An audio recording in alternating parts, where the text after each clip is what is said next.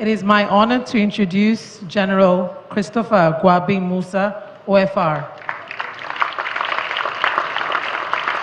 a retired Nigerian Army general who currently serves as Nigeria's Minister of Defense, having been nominated by His Excellency President Bola Ahmed Tinubu GACFR on December 2nd, 2025. Prior to this role, he was the 18th Chief of Defense Staff from June 2023 to October 2025. He holds a BSc in Chemistry, a Diploma in Defense and Strategic Studies, an Advanced Diploma in Security Management, and a Master's in Military Science from the National Defense University in China. He is a member of the Nigerian Institute of Management and a Fellow of Disaster Management and Safety Science. His contributions to national security and leadership are exceptional. He has been pivotal in enhancing Nigeria's defense capacity, and he was recently recognized with the African Peace and Security Leadership Award in 2024 for his role in regional and security cooperation. Please join me in welcoming, with a round of applause, General Christopher Gwabi Musa, OFR.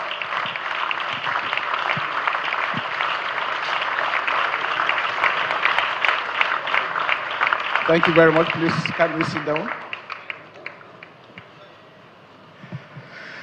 Pastor Poju, I just want to say a very big thank you.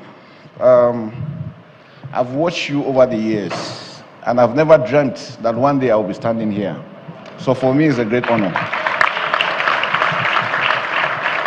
Thank you also, Madam. In the military, if you're a Major General, your wife is a Lieutenant General, because she takes the final decisions. So, Madam, you are the prophet. It's a great honor for me standing here today. Nigeria is going through a trying period, and I'm sure we're all aware of that. In fact, when I was invited, I was told to come and speak about security. I was wondering what I was going to say, because I know that Nigeria is going through so much. And as Nigerians, it's important for us to understand that challenges will always come as long as you live. The important thing is, what do you do about those challenges? And I'm very happy for all those speakers that have spoken. One thing they have said that is striking is that everything revolves around the people. If the people are ready and willing to make changes, changes will occur. If the people are not willing, nothing will happen. And I can tell you what's going on with the challenges we have in the country. Banditry, insurgency, terrorism. Why does it seem so difficult to deal with it? Perhaps we have the people that are also encouraging and supporting these things from happening. Because the terrorists, the bandits, survive around the people. There are several stories how people have aided them in giving them food, in giving them water, in giving them information. And these are the things that keep them going. And we call this the oxygen. Who are those funding them? Who are those giving them information? Who are those giving them the logistics that keeps them going? It is still the people. Conventional warfare in the past used to be state to state, country to country, so you know who your enemy is. The most dangerous aspects of battle or campaign is when the enemy is within. That individual that you are protecting is the number one enemy trying to take you out immediately he gets the chance. So it's important for us to always remember that the armed forces, the security agencies, no matter what they do, if the people are not ready to support, makes it extremely very difficult. But I want to appeal, and I want to appreciate Nigerians, that despite these challenges, Nigerians are standing up and ensuring that this menace is dealt with. And we must continue to work in unity. Because it is these gaps that exist between us that this individual sees and tries to expand to separate us and divide us. And we must not let that happen. So it is an honor and privilege to join distinguished Nigerians and fellow Africans as we commemorate June 12th, a date that has become one of the defining symbols of democratic struggle, national resilience, and collective aspiration. June 12 reminds us that democracy was not handed to Nigeria. It was earned through sacrifice. Nothing good comes easy.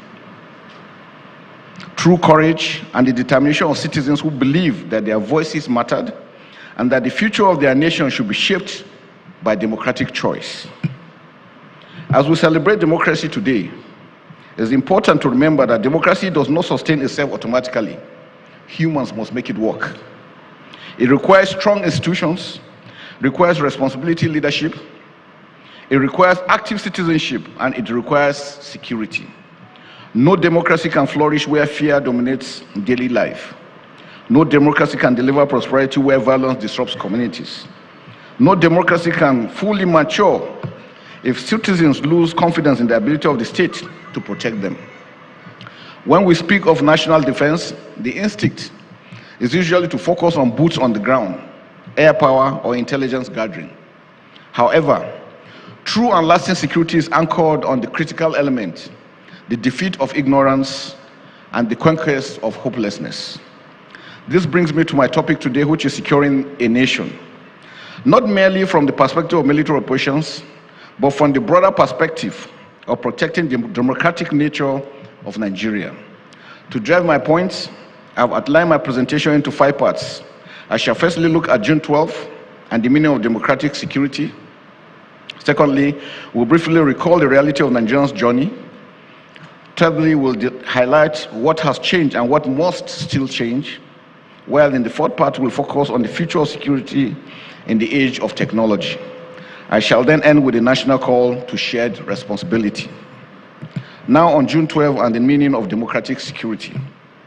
Distinguished ladies and gentlemen, when people hear the word security, they immediately think of soldiers, weapons, and military operations. Those things are important, but security is fundamentally about people. It is about creating conditions where citizens can live without fear, pursue opportunity, educate their children, build businesses, and contribute to national development. The defense of democracy is therefore not merely the defense of territory. It is the defense of our freedom, institutions, economic opportunity, and our collective future. One lesson I've learned over decades of service is that the true measure of security is not simply the absence of conflicts. It is the presence of confidence. Confidence that citizens have in their future, confidence in the institutions can function effectively, and confidence that opportunity can flourish. Democracy gives legitimacy. Security gives stability. One cannot flourish without the other. Therefore, the question before us today is not whether Nigeria should be democratic. History has already answered that question. The real question is this: how do we secure a democracy in an increasingly complex and rapidly changing world? If that is what we seek to protect, what are the forces threatening it today? And how do we collectively overcome these forces? This brings me to the second part of my presentation, which is the reality of Nigerian security journey. The security challenges confronting Nigeria today are very different from those faced by previous generations. We continue to confront terrorism and violent extremism. We continue to confront banditry, kidnapping, and organized criminality. We continue to contend with arms trafficking, oil theft, cyber threats, and instability that often transcends national borders. At the same time, misinformation and disinformation increasingly threaten social cohesion and public trust. We're all aware the effects of social media. Modern threats are adaptive. They evolve. They exploit technology. They exploit disunity and weak governance spaces. They exploit social divisions. In many cases, they are interconnected. The criminal who kidnaps for ransom may be linked to arms traffickers. The extremist group may be supported by transnational networks. The cyber criminal may operate far beyond our borders while affecting citizens within them. This reality means that military force alone is no longer sufficient. Modern defense is no longer determined solely by military assets and personnel. Indeed, contemporary security measures require intelligence, technology, institutional coordination, regional cooperation, and above all, national resilience. But we still have issues, we still have challenges, and they will still continue to be there. But I can assure you that efforts are being made tirelessly to deal with this. And collectively as Nigerians, we shall defeat and we shall succeed. These achievements are real and reflect the dedication of our security personnel. Yet, it is equally true that many Nigerians still experience insecurity in their daily lives. I had the privilege of visiting the families of those that were kidnapped in Oyo State, and it was painful. Having to even see them, talk to them, you could see the anguish. As a parent, no one will love his child or his word to be taken away just like that and still being kept in captivity. But there's so much evil everywhere in the world, and we know with the recent world order, the Sahel has continued to be a major setback for us as Nigerians. Mali, Niger, Burkina Faso have withdrawn from ECOWAS. Libya, since Libya had fallen, movement of drugs, light weapons, so much within those general areas. And all this infiltrating into our porous borders continues to add to the challenges we're having. A traveler concerned about a highway, a parent worried about the safety of a child. These realities matter. Security is not measured only by operational statistics. It is ultimately measured by the confidence citizens feel in their homes, communities, and places of work. One lesson experience teaches is that security improvement rarely occurs in a straight line. There will always be challenges. Criminal networks adapt, extremist groups regenerate, new threats emerge even when old threats are degraded. This is why security should be viewed not as a destination, but as a continuous process of adaptation. The challenge before us is not merely to sustain gains. The challenge is to outpace the evolution of these threats. If threats are evolving, our response must evolve even faster. Let us now examine the future of security in the age of technology. As we look ahead, one reality is becoming increasingly clear. The future of security will be shaped as much by technology as by traditional military power. Artificial intelligence is transforming decision-making. Drones are changing surveillance and operational effectiveness. Cyber capabilities are becoming central to national security. We must build our cyberspace, the capacity to defend and protect our own cyberspace. Information operations increasingly influence public perception and national cohesion. The nations that adapt fastest will possess significant advantage. Nigeria faces an increasingly complex security environment requiring innovative approaches that complement conventional defense and security capabilities. This presents both a challenge and an opportunity. We must invest in indigenous innovation, strengthen defense research and development, as well as harness the talents of our universities. Indeed, the youths are the future of this country, and we must do everything to protect them, to ensure that they have that space to be able to project the God-given talents they have. Engineers, scientists, and innovators are all over the country, freely operating, and all this must be harnessed together in order to build the compact power of a nation. The future soldier will increasingly be supported by technology, data, and advanced systems, but technology alone will not secure a nation. Even the most advanced systems cannot replace trust, unity, and national purpose. Ultimately, security proceeds when citizens and institutions work together. And this is what we want to appeal, that we must work together. The security forces are not the enemies of the state. In fact, what I always say is that we are all victims. As a commander, I had the privilege of being the commander in the theater, Operation Hadinkai, for 19 months. And the worst thing that could ever happen to you is having to meet the families of those who have passed on, who were killed, to explain to them what happened to their wards. Or to see those ones that have been amputated because the vehicles they were riding went through IEDs, which has taken the limbs Some you see them eyes taken, arms taken, and all this. And these are family members. So I want to appeal to Nigerians that as long as these individuals are sacrificing themselves, we have a country to protect. We must honor them. We must support them. We must give them everything that will keep them going. And together, with the support of the citizens, so much can be achieved. And I can assure you that.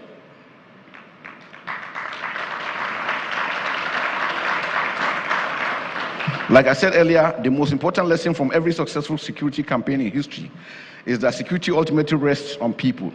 And again, that's why history is very important. Our ability to read history, and not only Nigerian history, history of other countries and how did they evolve. Countries go through trying periods, but they don't give up. That is when they unite and confront the evil and defeat that evil to get to where they are. And it's easier for people to say, look, Nigeria is bad, things are not going well. Yes, Nigeria is bad. So many other places too are bad. But they don't give up. We know Nigerians as being very resilient, strong-minded, strong-willed, with so much capacity to achieve. We must not let ourselves down. We must not let our country down. Government has a role. The armed forces has a role. Traditional institutions, religious leaders, the media, the private sector, every citizen has a role. And one thing I want us to take home when we go home, when you get home, please, when you lie down before you sleep, after your prayers, for those that pray, ask yourself, what have I contributed to the success of my country? You to answer yourself, what have you contributed as a Nigerian, as a citizen? Or are you expecting somebody else to do it? And when we keep on saying, when you see something, say something, most of the abductions that have happened, during investigation, what we realize that strange faces will appear very close to communities. Everybody will keep quiet. They'll come into your market. Somebody that's making a profit of 2,000 naira daily, suddenly he's making 20, 25,000. He's not asking any question. People come from the forest, buy 200 loaves of bread into the forest. Tomorrow they come and buy crates of mineral into the forest. Nobody is talking. We have a responsibility to expose any act of evil wherever we see it. And don't say because you are scared. Well, the options are left to you. You are scared, you remain, they deal with you. You report, actions are taken. So I think it's very important that we see that. National unity remains one of our greatest strategic assets. And we must build on that. When you sit down, you hear, look, he is from the north, he is from the south, he is Muslim, he is Christian, he is this. These are the gaps that these individuals are using against us. And we must not let that happen. We are all Nigerians. God doesn't make mistakes. He has a purpose for putting us together. And it is not for us to destroy ourselves, but for us to build a greater nation. So I want to appeal to Nigerians, like I always said, that we have a country that we should be proud of, that we are proud of. Nobody can defeat us. This evil will pass away.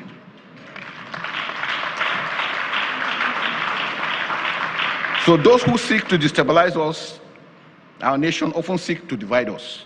They want to divide and then strike. We must reject misinformation. We must reject narratives that weaken our collective resolve. Social media has provided the avenue to spread falsehood, recruit criminals, and distort the truth. Most times you see videos being brought, visitors of other countries, all videos that happened, and people make it look as if it is just recent. All what? And you ask, what is the intent? And the question I always ask, if Nigeria falls, what happens to you? What happens to me? What happens to our families? We have operated in countries where war has taken place. It is not something you should look forward to, because you will see things you will never believe will happen. You remember we were told that Nigeria was going to pack up in 2015. This is 2026. Nigeria is still strong and pushing. We are resilient. We must never ever allow anybody to put us down.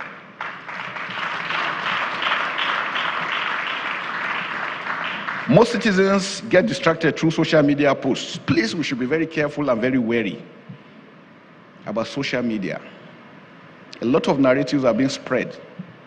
And one question I ask you, why is it that anytime we have elections, probably in an electionary year, we tend to have so much happening, so much insecurity?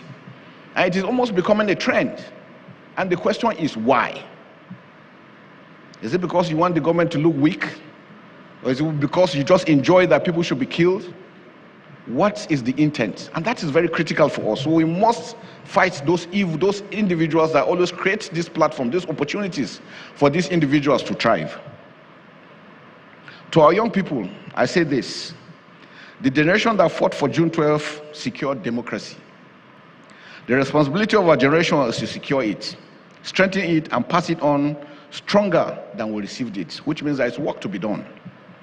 As we celebrate democracy today, let us recommit ourselves to peace, unity, and responsible citizenship and national progress. Because democracy is more than a political system. Democracy is a promise of opportunity, participation, and hope for the future. That promise is worth defending, protecting, and passing on to future generations stronger than we received it. In my conclusion, distinguished ladies and gentlemen, as I conclude, let us be reminded that true patriotism is not measured by words alone. It is reflected in our actions. Patriotism means doing what is right even when no one is watching. It means putting the nation above self, choosing unity over division, and standing to defend it even at personal cost. Let us rise above our differences, embrace unity, and commit ourselves to building a nation that is peaceful, prosperous, and just for all. Every small act of honesty, kindness, and responsibility counts. The Nigerian we dream of will only emerge when we choose to do what is right. Every single day. The future of our nation lies in our hands. God has given us that responsibility. Permit me to end my presentation with a quote from our revered President and Commander-in-Chief of the Armed Forces, who was in the forefront of democracy we and all enjoy today, President Bola Ahmed Tinubu, GCFR. And I quote, "Nigeria will not surrender to fear. We will not allow terrorists, bandits, kidnappers, or violent extremists to define who we are as a people," unquote. We must not allow this seeking to destabilize our dear nation to succeed. Distinguished ladies and gentlemen, no matter what economic theory we propagate or postulate, without security, without unity, without purpose, we cannot promote the much needed development and prosperity for our dear country. Nigeria will succeed. Nigeria will triumph. Thank you very much. God bless.